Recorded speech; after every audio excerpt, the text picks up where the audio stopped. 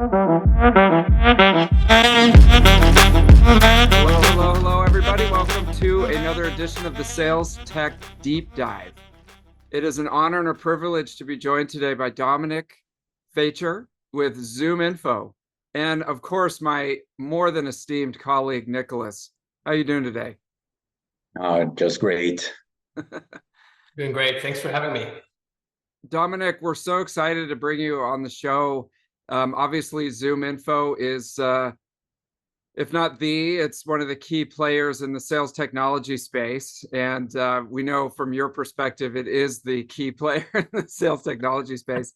We want to dive in on first how you started with Zoominfo. What was the initial problem that was being solved? And now bring us up to date with what you're working on to solve these problems.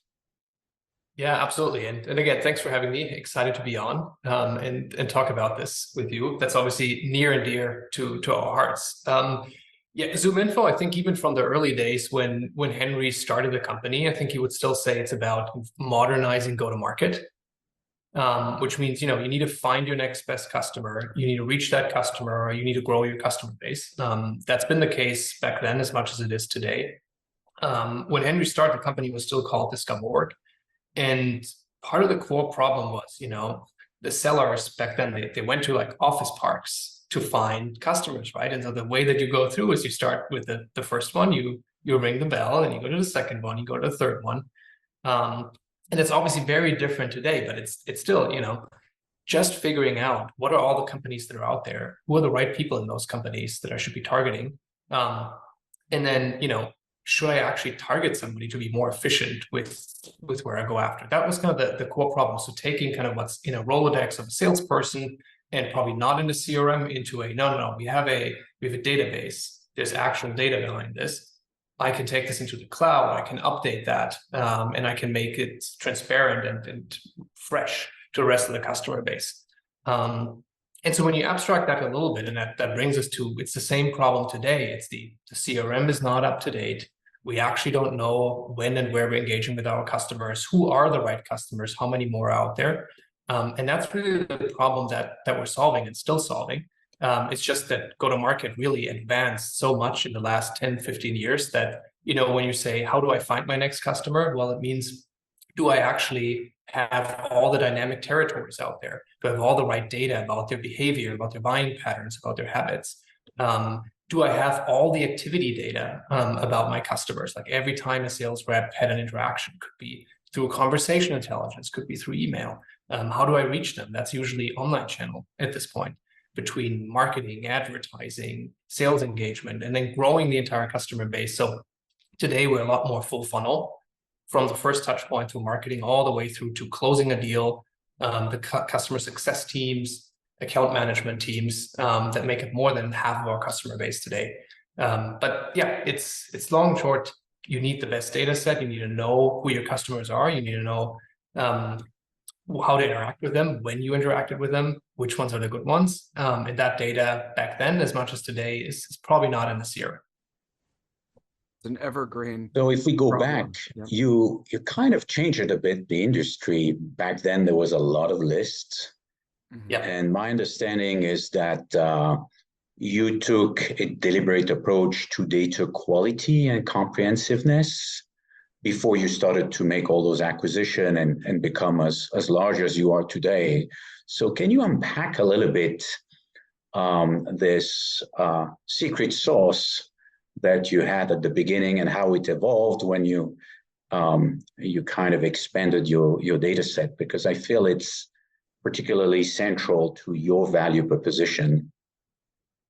Yeah, absolutely. It's a great question. And even before I start there, it's the same today. And that's still part of the secret sauce. It just evolved. But yeah, you made exactly the right point. If I had the choice between getting a large, lower quality list that I can go after, or you can tell me the C-level decision makers at the top 100 accounts, and you're accurate because they're still working there, I have the right phone number, I have the right email address, I'd always pick the smaller data set with a highly likely to engage or interested relevant person. And that's kind of how DiscoverOrg started. It was very, very specific. It went into specific accounts and made sure the data was at extreme quality. And so when you go through this kind of set of acquisitions, at this point, it's, I think, 13 overall that Zoominfo did. They're all geared towards, we'll take that quality approach, but we'll scale it. And we'll scale it either through additional data sets. You know, we didn't have intent data in the beginning. Now we have the best intent data set in the market, but similar type of approach, or I expand throughout the funnel. And all those funnel acquisitions, they basically do the same thing again. Cores is a great example.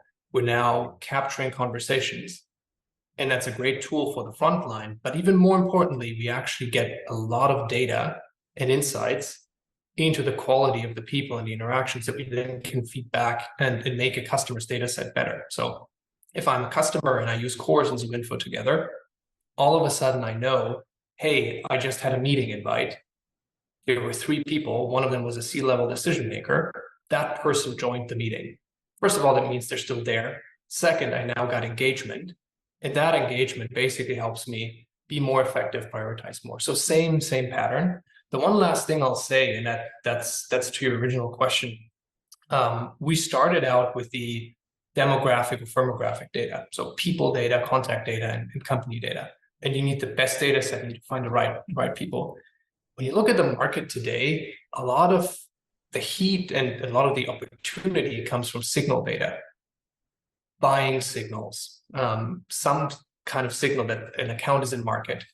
It's the same approach. I can get a lot of intent data out there. It's probably more noise than quality. And I think that the key and what our customers gain real traction on is the same pattern is if we get the best data set that's actionable and that's relevant and that somebody can execute on and they'll have a good experience using that, they're going to be happy and they're going to be continue to be a customer. Yeah, that would be interesting to double click because signal, everybody talks about signals. And I think you have a pretty wide range of signals. So can you give us a global view of the type of signal and intent data that you can bring to the sellers and also marketers that you are serving? Yeah, it's a great question. We indeed look at it between sales and marketing as kind of one funnel.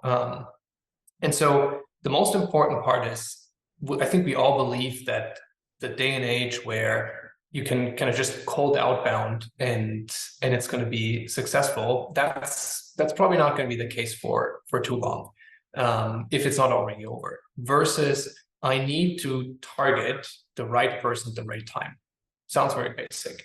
That's a function of relevance for the most part. And so when we think about intent, or we call it in-market signal, it's a variety of different types of signals that would, at the top of the funnel, indicate that somebody is interested in that solution. That could be a classic intent, meaning they research a website or they research content in that area. It could be that they just changed jobs. So, you know, if a certain champion of yours switched to a new company, that's an incredible buying signal that chances are if they're a happy customer and they move to a new account, you should probably engage with them because they either you have a new champion or you have a new customer if they're not already on your solution. We get signal from getting RFPs. We know if companies put out RFPs. We know when they're hiring for certain functions. So if they hired a new compliance person, we know about that. If they're starting to hire a group of SDRs, we know about that. And so all of those are basically signals when they add or drop a certain technology. That's a really great use case. And so it's all sorts of behaviors that you can pick up in the market. And those behaviors are usually a good indicator that somebody's more likely to be in market. Therefore, they're a better fit. Then you combine that with your ICP. So we have a whole set of, we call them account fit score, which is machine learning that basically tries to figure out, based on all of the deals that you closed so far, which ones are the good ones? What are the characteristics of an account? And so when you build that 2x2 matrix, it's actually going to get really interesting. What are the good fit accounts that currently show all the right triggers to be in market? That's where you should spend all of your resources on. That's where your marketing campaigns go after. That's where your sales campaigns go after. If one of them comes in, you probably route them differently. You put them to your best rep, et cetera, et cetera. So that's kind of where signal data becomes really actionable and powerful. And then the last thing I'll say here is and that's relevant to most of everything that we do, there is the company universe. So understanding that a company is out there in market, that's really important and interesting. What's equally important and hard as a problem is, and now how do I find the right person to go after in that? And so two products that our customers use a lot to do that is, one, we have personas or buying committees that figures out on a certain type of product, this is who you usually go after.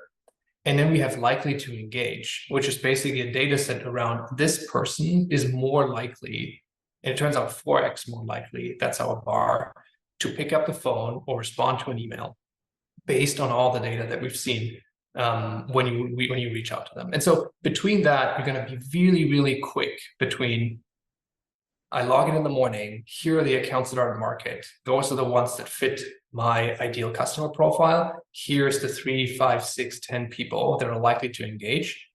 And now I know exactly who to go after and where. And that's where signals come in. Yeah, that's very powerful. And I think at one point you had this notion of to explain how to bring together data and all those signals and into the workflows. You use the term data orchestration, which I think is the cornerstone of how you bring the two together. I don't know if you still use that terminology, but there was this notion of pulling the data, making sense of it, and delivering it. Maybe you want to elaborate on that. Yeah, it's a great question. So we have this belief where go-to-market is really 90% of it is execution. Right? Like you can have the right strategy, the right data, but it's really about execution.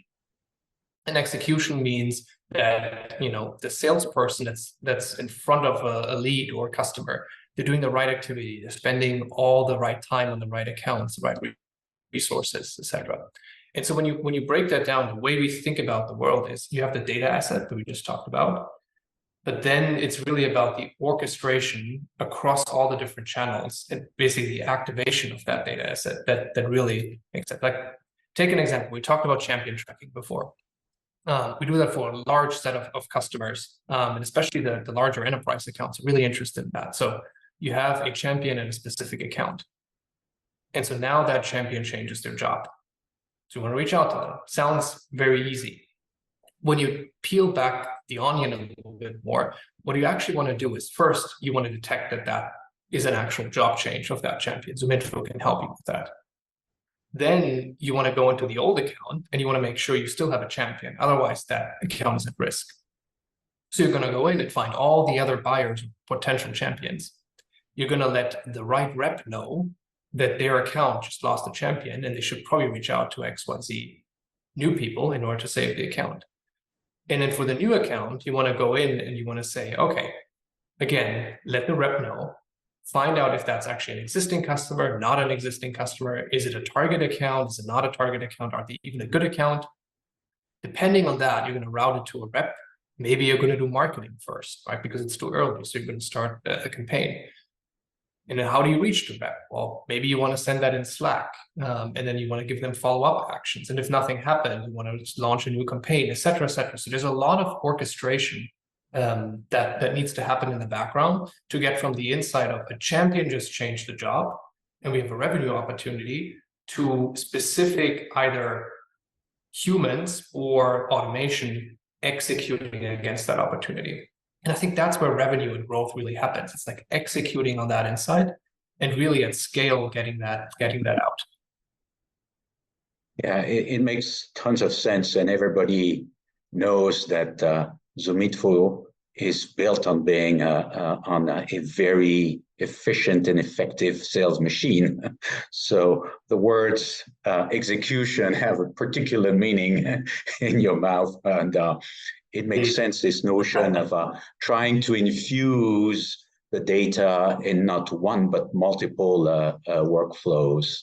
It's very interesting. Now you, a little more than a year ago, you kind of relaunched, if I may use this term, the Zoominfo offering. You have the RevOS with 4 different OS. Maybe you can give us the high-level view and give us a sense of the breadth. And our audience is mostly sales and sales operation. So focusing more on those two roles, give us an appreciation of what Zoominfo can do holistically for them and remove the pain of having to jungle multiple tools. Yeah. Great question again. So we want to cover the entire revenue system, the entire funnel. And so, we started, and for the most part, we were a prospecting solution. And that either falls into the marketing persona or the sales persona, depending on who runs the SDR team, etc. When you fast forward that to today, we start at the top of the funnel. We have Marketing OS for advertising. So you can do ABM programs, demand generation. Then you go into Sales OS, which is the sales persona. And then we have our Operations OS solutions, which is really the RevOps target. And Operations OS basically makes sure that's exactly what we just talked about. The data is clean, the data is in a good place. The workflows and orchestration happens on top of that. And so when you could put that together, it's really that trifecta between I align my marketing activities, I can reach the front line so that the priorities of a frontline seller, when they log in the morning and they see what's the most impactful thing I can do today to drive revenue, is aligned with where marketing is putting their dollars, and they work the same lists and the same types of accounts. And the glue in between that makes sure that that actually happens and that we're operating with the right data and that the right things are prioritized. That's the Operations OS offering. And so, it's really about bringing all of that together.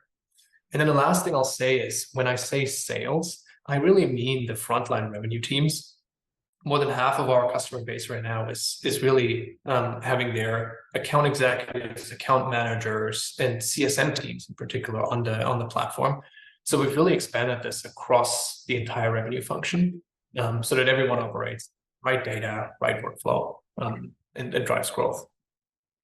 Okay, so we touch the combination of data and workflow.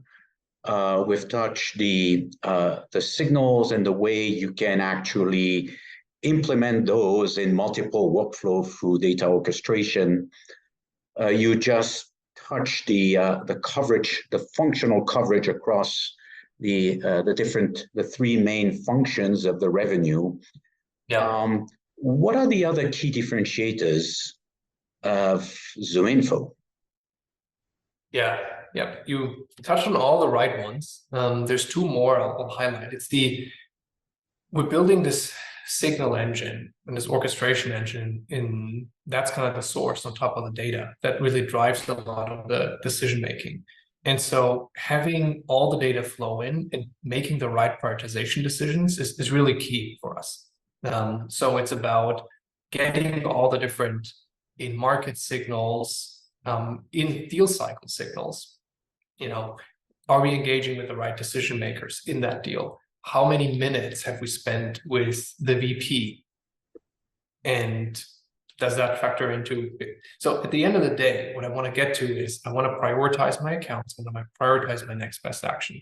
And so it's really that prioritization and orchestration layer that builds out the journeys. That's a huge part for us in how that connects. Because at the end of the day, the sellers or the go-to-market will prioritize and buy the solution that gives them the best revenue outcomes. And so it's really about minimize the noise and get the most likely revenue driving priorities in front of them and execute it. So that's one. And then the second one is we're seeing obviously a lot of growth and traction upmarket in the enterprise. And so when we think about differentiation, there's a lot of things that are different if you have to do that for the global 1000 as opposed to kind of the smaller one. And so we focus a lot on how do you deal with complex enterprise environments? How do you build an open ecosystem where we have any vendor being able to integrate with Zoominfo and have a combined solution that goes to market? Just shared an integration with People AI, who are really successful in some of our large enterprise accounts with tools that we don't want to support internally. So really complement that out. And then lastly, it's about compliance, and it's about enterprise-grade security compliance and the system that you build around that, which we've hired a very strong team behind. And that's how I would describe it. So best at finding acquiring or reaching and growing the customer base, and you need all of those things to be in place.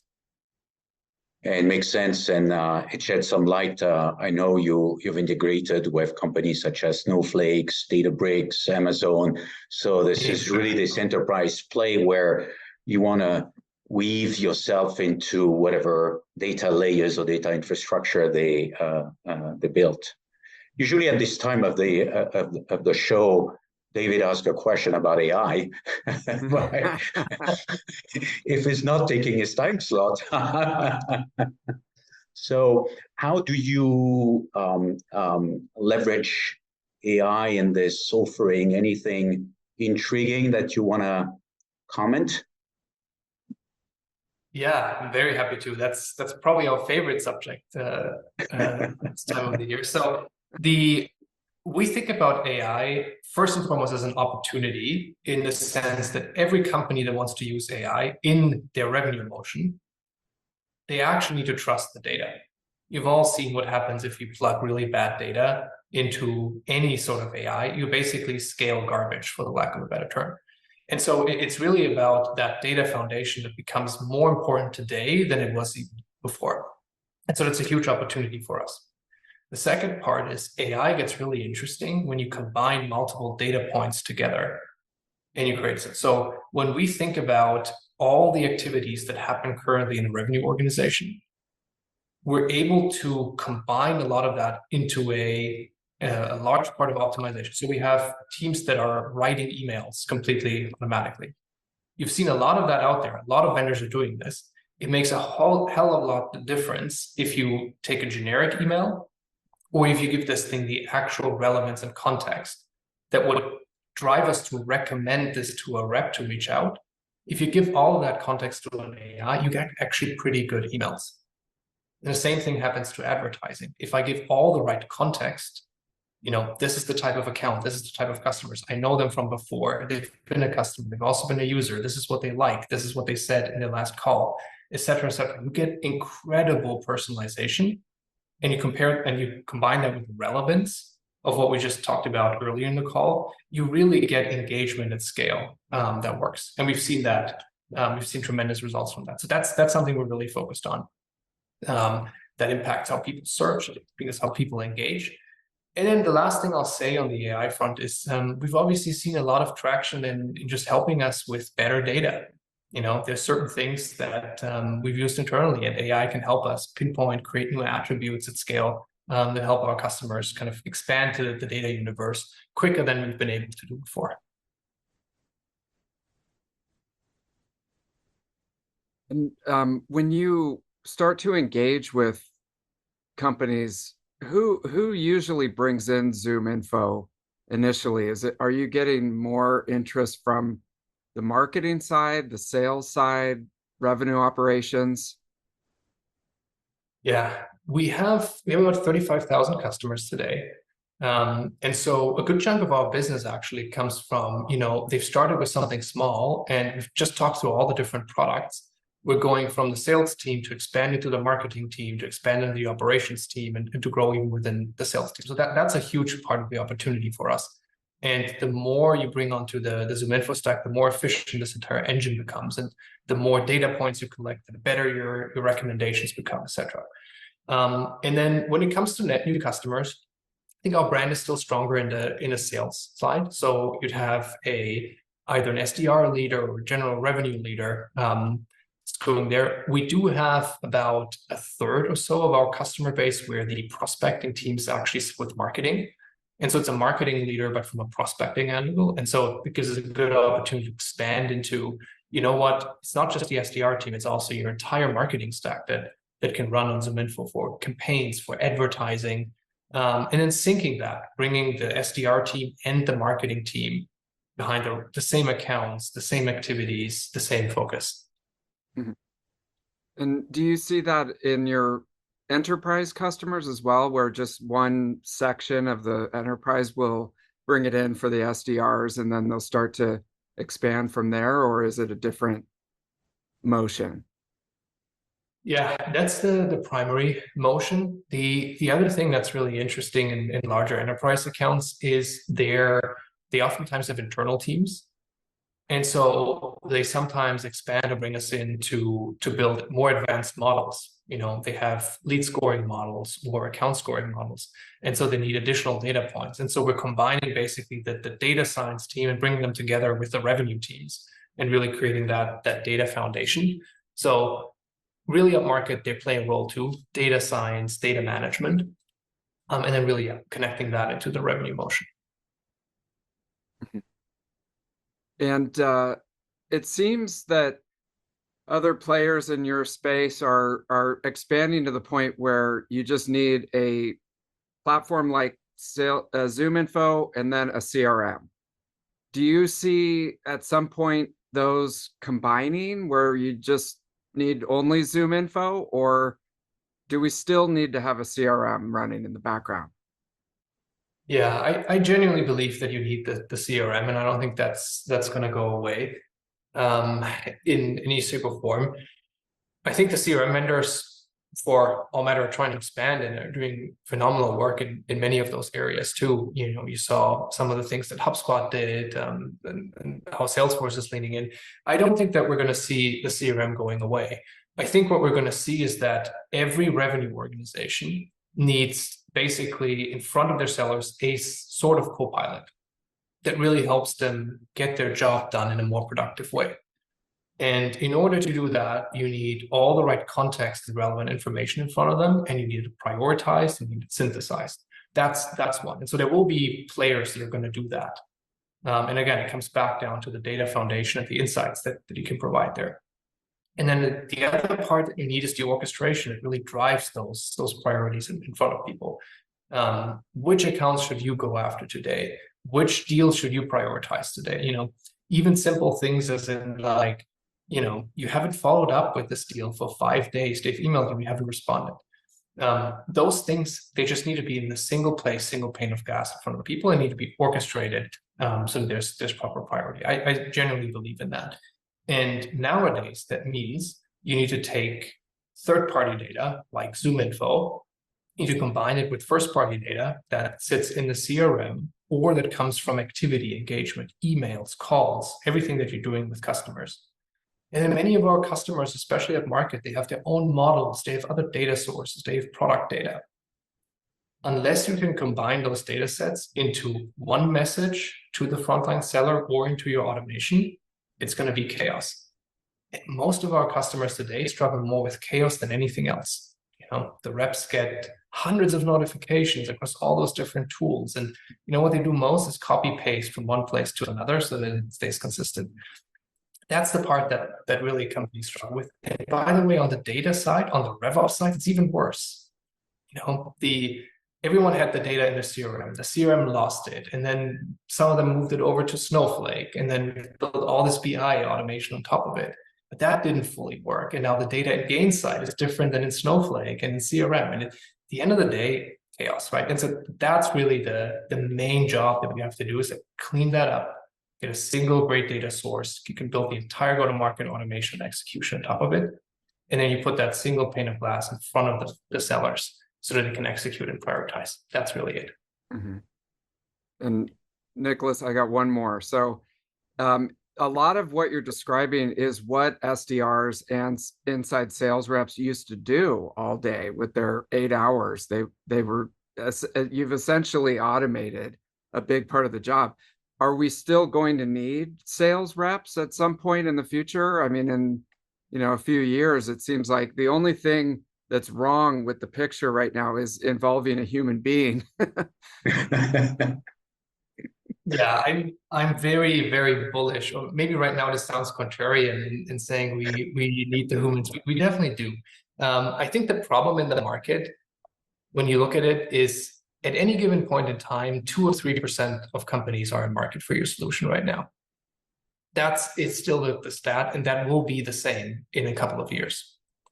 And so right now, there's a lot of time spent going after the wrong accounts, researching the wrong accounts, trying to get into the wrong accounts, going to the wrong person in those accounts. And so it's all this waste that's basically, that's driving kind of the inefficiency of power. But versus if you can switch that over and you can actually be in aligned go-to-market between the teams, you can go after the prioritized accounts, and you know what the next best action is, you increase the productivity of every human quite a bit in an order of magnitude.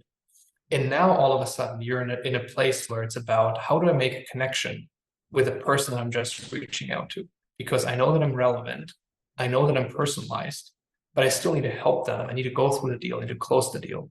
And we're going to actually see a difference between automation versus the human much more than we do today. And I think that's going to show and come through. And I think that's the future of sales. Good. We still will have a job for the next couple of years. You know what? I said I had one more, but I do have one more. I'll say one more thing, Robert, before you jump onto this. It reminds me, there's this thing that went around a while. Is like, as you're growing your career and as you're getting more senior, people become more of like editors versus content creators or the likes. And I think that's a really good analogy for what we're seeing for the sales team in the future as well. You can have all the Zoominfos and automation and AI of this world queue things up and prepare them into a as good as possible state. But I think the seller is still the one that owns the customer relationship. They're going to understand if it's the right play, what they're going to execute, how they're going to prioritize. And so they're going to get more into you get a first draft that you edit, you get a first draft that you review. And I think it's a good analogy of what productivity for sales actually means. It does. It makes sense. And well, maybe we're going back to steak dinners where we have to actually go out and talk to people face to face and build a relationship. Zoominfo can take care of everything else, but we still have to have a relationship. And okay, the problem Nicolas, with I got one more. Is they are very biased. That's true. That's true. So, Dominic, correct me if I'm wrong, but a few years ago, Zoominfo bought a company called Comparably. Is that correct? That's right. Okay. Yes. And I used to work at Glassdoor like way back in the day. This is a long time ago. And I was always curious about that acquisition and where it fits in. It's been a couple years. I don't know if you were involved, but why did Zoominfo buy Comparably? Yeah, excellent question. So we just talked about kind of the go-to-market side of the world, and we view sales very similar in many motions and with the underlying data to recruiting. It's a very similar motion, to find the right candidates, probably the same demographic data. There's signals that indicate that somebody's more or less likely to switch jobs, et cetera, et cetera. And so what we haven't touched on in our portfolio is we have a recruiting product as well, the Talent OS product. And so when, similar to LinkedIn, that would have a sales solution and a talent solution type of business. And when you think about all the different things that create signals in the context of talent, Comparably really fits in well. It's about employer brands. It's about perception of employers across over time. And so that gets a signal if somebody's interested. And it also gives you a signal on, is this company more or less attractive over time? And it's a solution that our buyers really care about as they're building out their profile. And so, think of this as an asset in the talent space. Makes sense. Yep. And I knew that there was one that we hadn't touched on, the Talent OS. So appreciate you that one. Good. I didn't know you spent some time at Glassdoor, but there's a lot about me you don't know, Nicolas. I know enough to detect the bias in loaded questions. Very much so. Dominic, thank you so much for coming on and giving us your wisdom here. It helps to prioritize and put Zoominfo in the right light for our audience. So thank you. Yeah, big fan. Thanks for having me. And Nicolas, I guess thank you. I thought you were going to say, I want to go back to golf. That's true.